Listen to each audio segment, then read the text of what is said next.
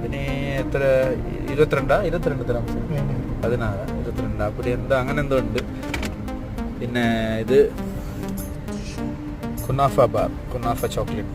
Kunafa open பண்ணுங்க. Pistachio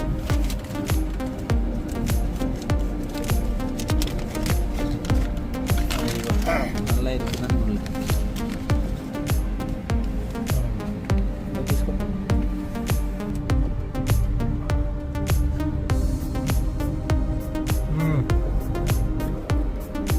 நல்லா இருக்கு. சாதா சாக்லேட் மாதிரி.